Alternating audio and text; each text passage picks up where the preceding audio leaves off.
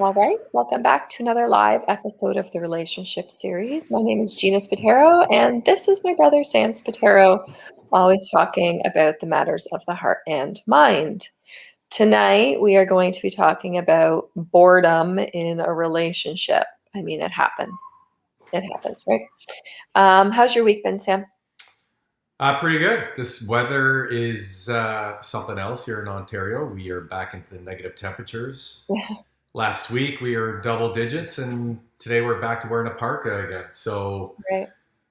started a new project yesterday, but unfortunately the temps were not warm enough today to work, and also not going to be warm enough tomorrow. So I'm doing some stuff at the house, actually doing some flower beds in the backyard. So Fantastic. I had some leftover rock from the front. So I did where my living room is, there's that bump Yeah. out. Yeah. So I went from there all the way over to the far corner of the house Fantastic. with a flower bed.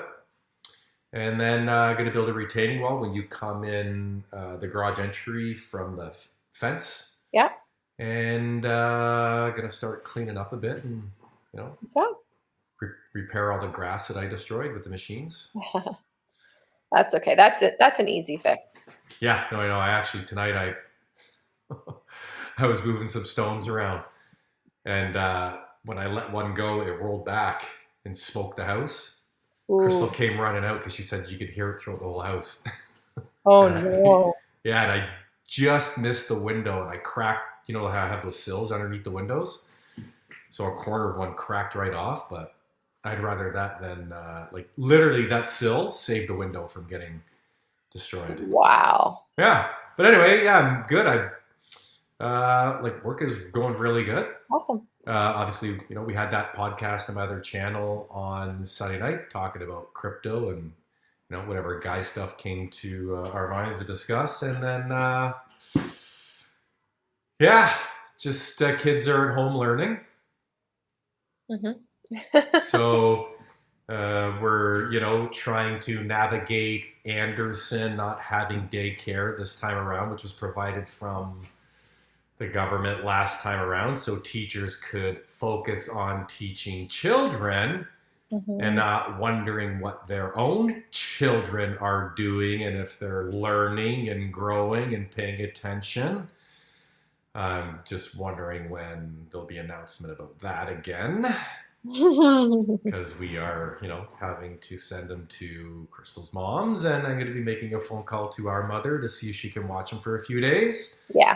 Because he wanders the house lost, not knowing what to do during the day because his other two siblings are doing classwork. Right.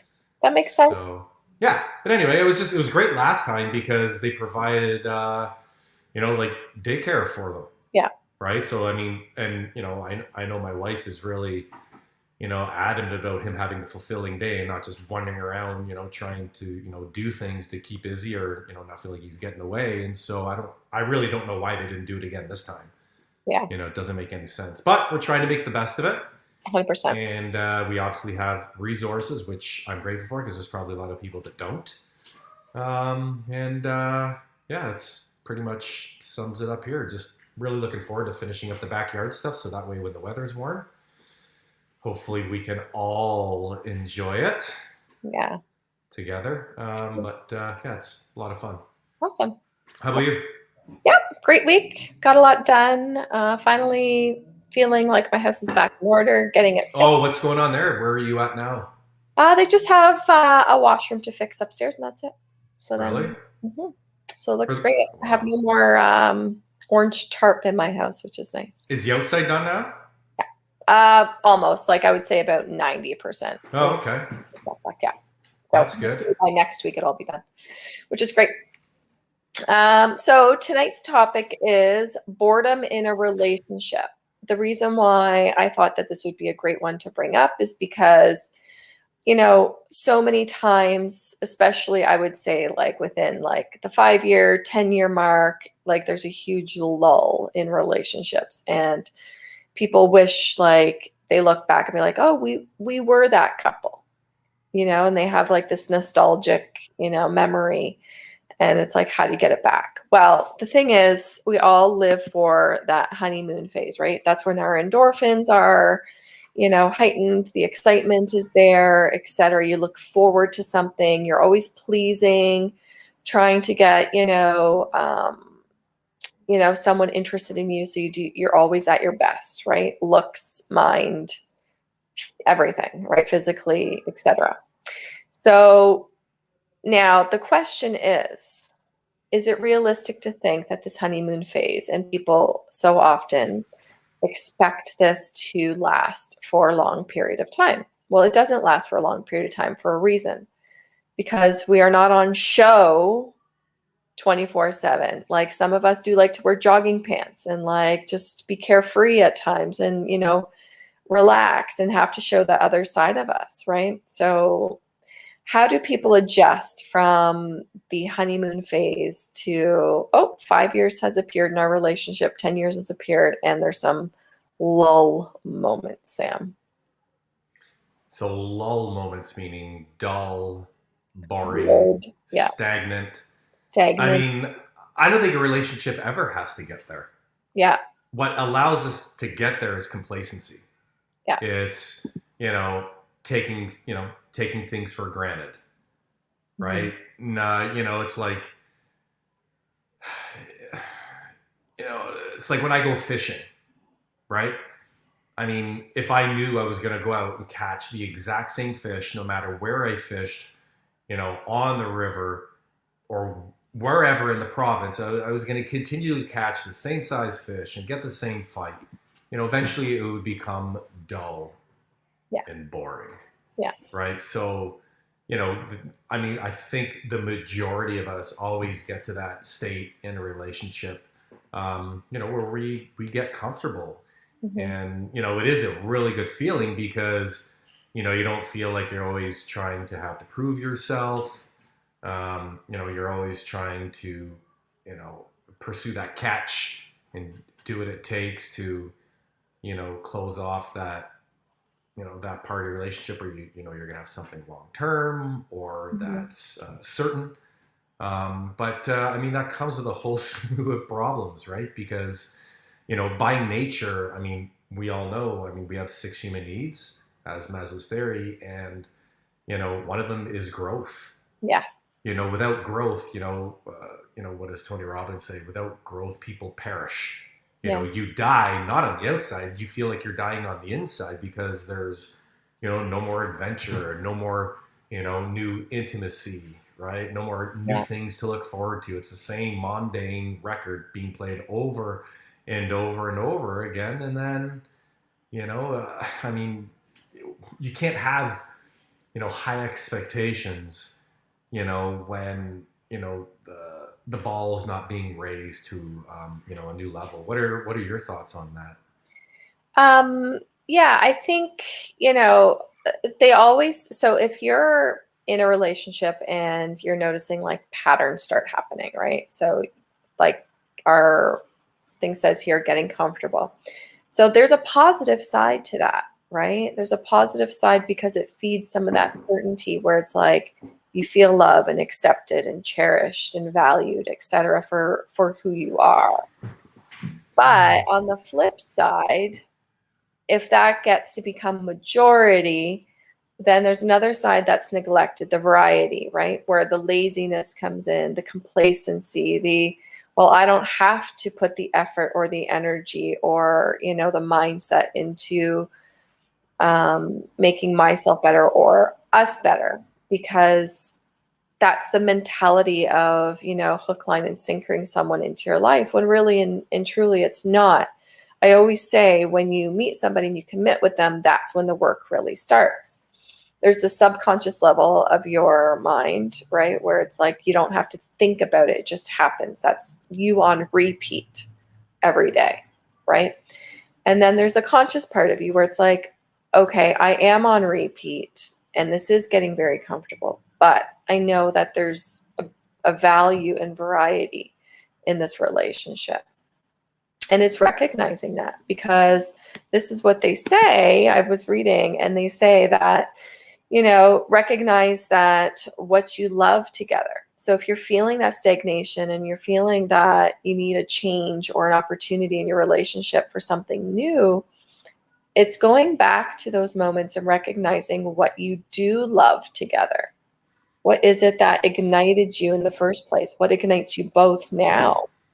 And revisiting that. And sometimes it's just simple things like visit your favorite restaurants, visit things that you like to do, commit to date nights, making those commitments. And it's those extra efforts and being like, okay, I actually do have to schedule this into my day planner or my week planner or my month planner because this is important.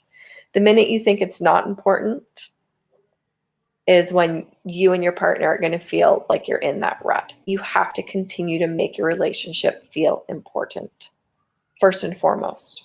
What do you always say? The most important relationship within your family, Sam, is the relationship that you started with your husband or your wife or your significant other. And why over the years do you deem that secondary all the time? Why do people deem it secondary? Where's the loss of connection? Is it the comfortableness? People just don't have the energy or the effort to invest in it? What do you think? You're the one that's been married, what? How many years now? Oh God, you're putting me on the spot. Uh, Over 15? no, we've been together. So I'm 44. We got together when I was 24. So we've been together 20 years, Wow. but married 12, 13, Wow. 12, 13, maybe. Okay. I think in and around there. Wow. Yeah. That's a long time. That's a long time. Yeah, That's a long time. it is. But yeah, no, look, I think if you can go back in time, I mean, this is, you know, what I found and what I find is that, I mean, if you go back in time, you know, the relationships were, you know, I mean, if there was children involved, it was always, you know, I always talk about this, you know, if you look at pictures, you know, family pictures, like maybe back in the day, there would be, you know, husband and wife and the kids on each end. Well, now it would be, you know, kids in the middle and then, you know, the spouses on each end, right? And so, you know, depending upon the dynamic of your relationship and what's made it mundane or changed or whatever, I mean, children obviously do play a big part in the dynamics of relationships changing. Sometimes, you know, for the better, and sometimes they can present some challenges. Mm-hmm. And a lot of the times, I find that, you know, children, when you know you see that disconnect. It's usually when the spouse is missing something that the relationship used to have. Right. Right. So, but today it's a lot more negotiable. Right. Right. Where it was always the couple was the center of the focus and then the children. Well, today it's, you know, it's kind of seems the opposite way. And, you know, Right. the relationship can then end up suffering in the long run because, you know, you should not be second best to anybody in a Right. relationship. I mean, your relationship is the biggest commitment you'll ever make in your entire life. You know, that's, you know, it's just like I said in one of my videos. I mean, when you realize you get in a relationship and you play a big part in how much joy and happiness someone else is going to experience in their lives, depending upon who you show up to be on a daily basis, then you realize how important of a role it is, you know, that you have in a relationship or any relationship for that matter that's important to you. Yeah, 100%. And I think people have a hard time expressing the need for variety. I don't think they even know what sometimes even that would look like in their, you know, monotonous relationship. Like how would one go about expressing the need for some change in the relationship?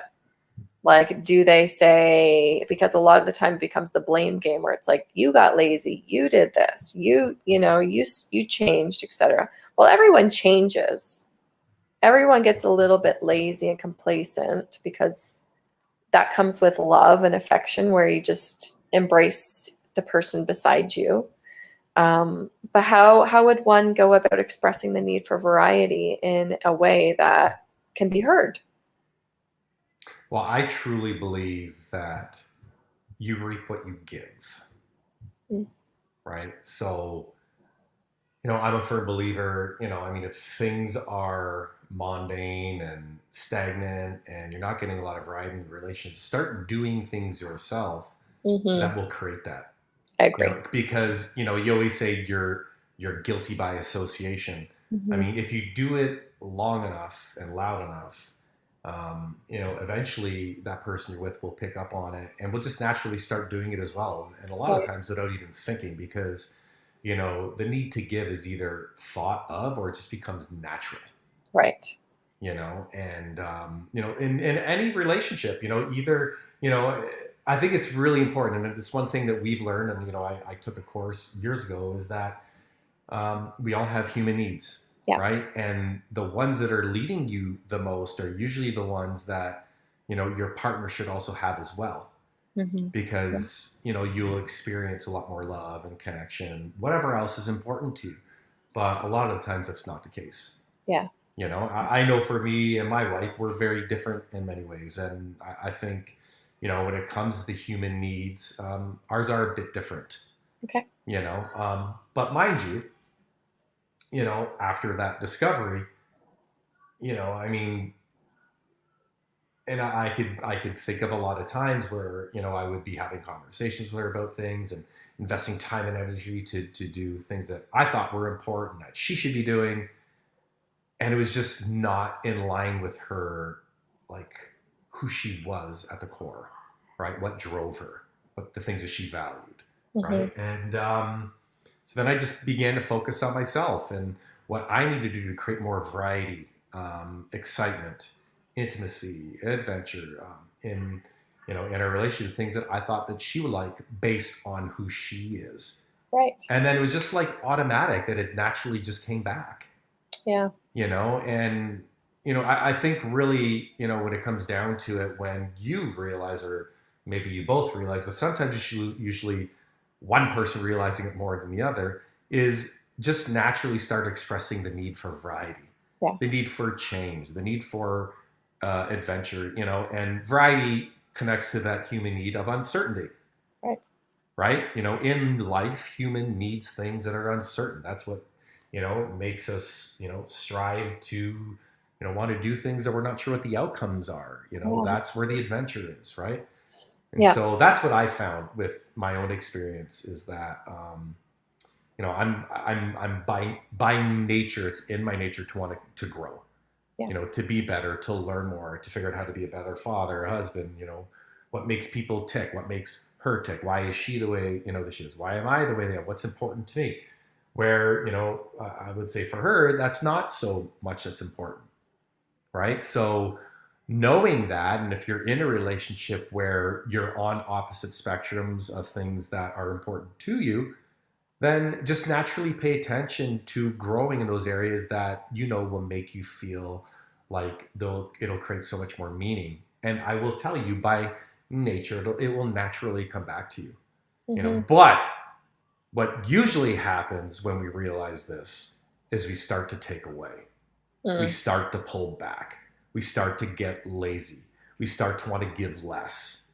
And then by nature, it naturally comes back to you. Mm-hmm. Right? So definitely, it's a very good point. Expressing a need for variety. The variety, the uncertainty in the life is the spice of the relationship. Mm-hmm. And that's it, right? Like everyone wants to be made feel or made to feel, that they are, thought of or appreciated, and whoever it is in the relationship, both, husband, wife, whoever, whatever dynamic. And I think it's important to always have that in the back of your mind, always, that this relationship is a constant journey of growth, intimacy, love, and connection from the minute you start investing with that other person. Is there anything else you want to close with, Sam, before we head off? I do also want to add to this. Yes. I mean, if you're also in a relationship where you're feeling like you're constantly giving and not receiving, Hmm. it's important you have that conversation. It's Hmm. important you have that conversation with your partner. And, if they're not willing to, embrace and accept that there could be some things that they could do that can make you feel like, there's a lot more meaning and that they value you, then, those are some conversations to have. whether you get some coaching or speak to a relationship counselor, whatever it is that it might be, because I know there was points in my relationship where I felt like I was dying inside because there was no more growth, Mm. but there was reasons for it. And once I realized what those reasons were and the things that I could do to change them, it naturally just came back in so many areas. Yeah. So on that note, boredom in relationships occur, and it's being aware of them and how to create that variety and that expressiveness to change the monotonous patterns that you are no longer comfortable with. Okay, so there's always room for change and growth. Always, always, always. So on that note, this is the relationship series, always talking about the matters of the heart and mind. Please don't forget to like, subscribe, and hit that notification bell. Ciao for now.